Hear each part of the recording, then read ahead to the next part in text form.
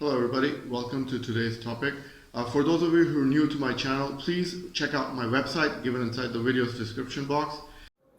Have you looked at my website?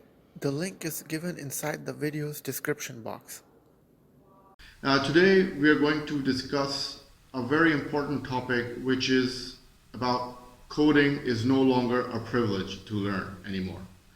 Now, I'm very passionate about coding. I grew up in university learning C++, object-oriented code, and with the recent events in the past 1 month to 3 weeks, the world has changed. It's a game changer. It's a big, giant leap for knowledge-seeking people, or just the world, basically, whoever uses a computer. Because as you know, what has happened is that the technologies are integrating so fast that we are progressing at an exponential rate, and therefore other newer technologies are coming. One of the most valuable skill sets we can teach students is the ability to code. Not only does it enhance their writing and learning and mathematics skills, but it also gives a valuable mindset inside every student for future life and employment situations. So for instance, if you're trying to learn some coding, it gives you how to think and solve problems. And if you can't do that, then you're not really good at academics. To say it in short, there are workarounds. Perhaps the top reason to teach students how to code is that gives them a strong basis for problem solving and helps them to understand the way things work. So when taught at appropriate age, like right now, the base standard is STEM programming. So all these kindergarten students, they're learning STEM at a very early age. So when they are reaching teenage life, their minds are already developed into coding, so they can go and learn like C, Python, or whatever, and take it from there. Fortunately, the ability to code amongst school-age children is on the rise. Until recently, however, writing code was very specialized skill set. Now, I was just like, basically, I was just telling some of my friends, who are not into coding, and I'm into coding, but they're into IT, and I'm also into IT.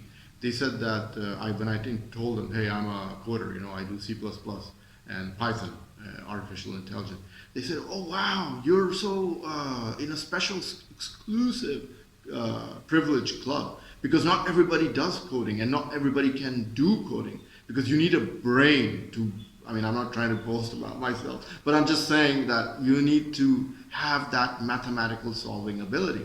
So in other words, they complimented me that, hey, you can code, you're in an exclusive VIP membership just because you know how to code. So I took it as like, oh, I don't think much about it. But this is what was 1 month ago. Now things are changing. That was then. Now teachers don't have fluent in many coding languages in use today. They simply need to know where to find and administer the necessary courses, which are thankfully grade specific and self-paced learning and interactive curriculum that allows students to learn creatively applying coding concepts to core subjects. So basically now the teachers, they just, like back in the day when I did my university, the teacher used to tell me, this is the text, this is the algorithm, this is the way you go about and learning a function, for instance, in coding.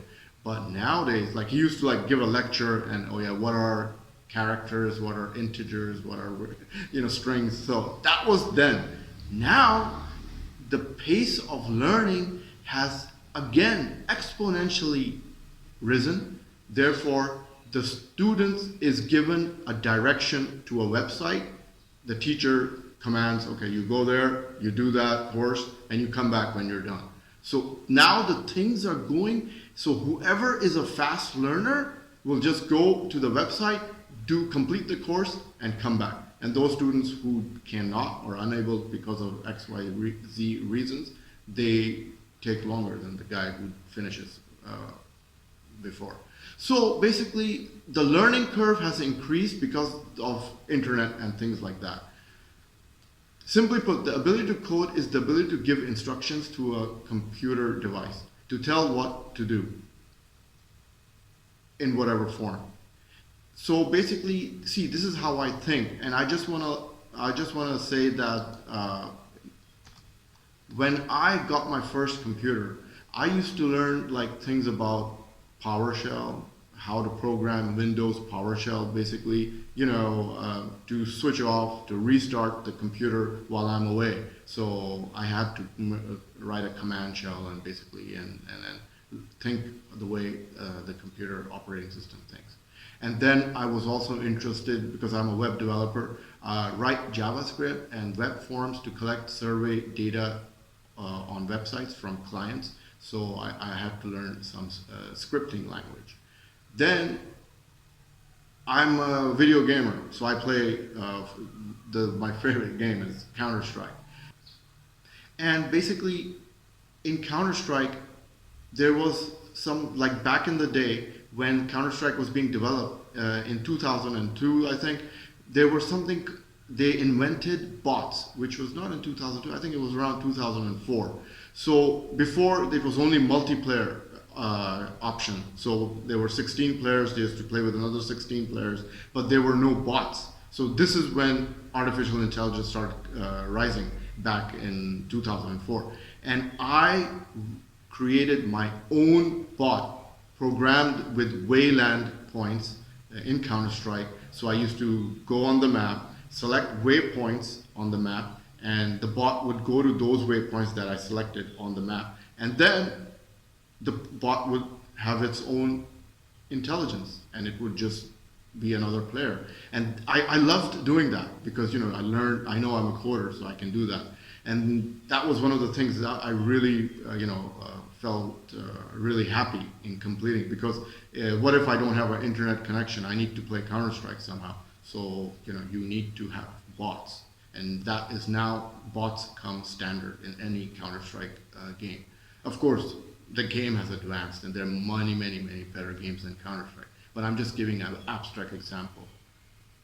And lastly, coding is so important in everyone's life that writing a C++ code to create any console program, Windows, MFC, executables, you need to know a bit of knowledge to do to make Windows programs. Because without coding, you can't make Windows programs. And this is the reason coding is the foundation of building blocks of programming language. So it's so important. And also, the ability to tell those devices what to do is the most valuable workplace skill to have at any job. And if you cannot control a device, then you can't tell people in your office how to function and things like that. Then you look like a newbie in front of them. Oh yeah, I don't know how to control. Anyway, back to the topic. So the pressure to code is not something unique to anyone, but the question is, if you have the ability to code, then you can create many creative programs. And it's a very elaborate system to admire by other people within the company.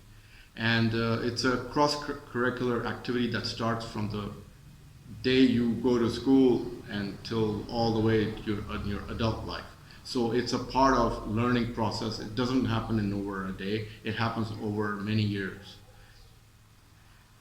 Learning to code is age-specific and allows students to learn creative by applying coding concepts to core subjects.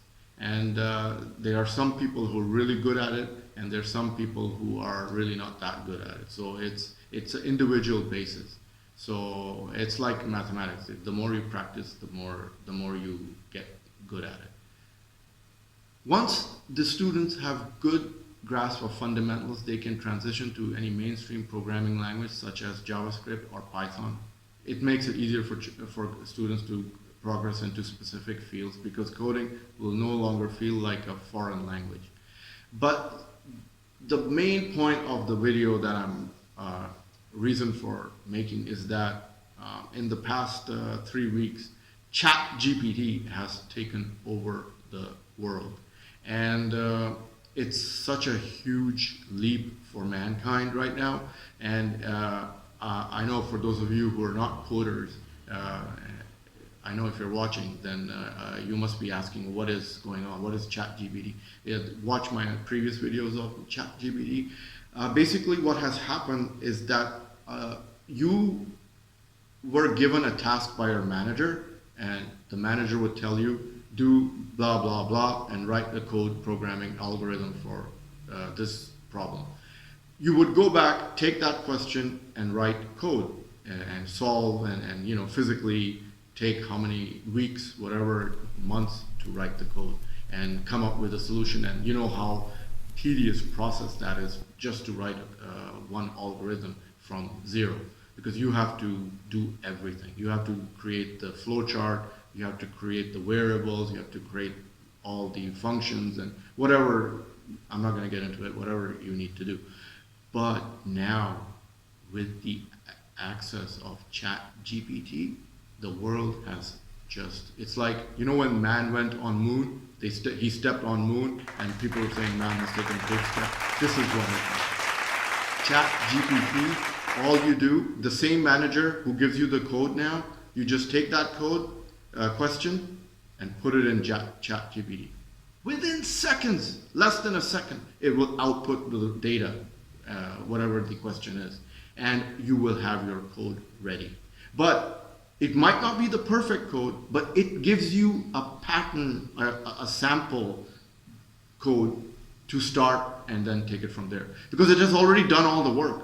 Whatever the question you asked, it did it for you in less than a second. Now you just have to copy that code and just edit a little bit, like you're editing a YouTube video, and just make little changes, and voila. Maybe before ChatGPT it took you months. Now the same process takes you less than 2 hours. That's how fast the world has become. And I'm going to be making another video in the future, which jobs are affected by ChatGPT. So that video will be coming up. But this is the point why I made the video, because coding is no longer a privilege. It's like the average person can do coding, and that means the skill set is in everyone's hand, whoever has basic knowledge of programming. And that's what I wanted to get into. And this is pretty serious, and I don't feel like I'm obsolete. I still think there's a market for coders, but the way things are going in the past 3 weeks to 1 month, I definitely feel that we are getting less in demand. Well, if you enjoyed the video, as always, click the like icon. If you want to see more of the videos, click the red button, and hope to see you next time. Ta-ta from Shadi. Enjoy this video? Then must have a look at these videos.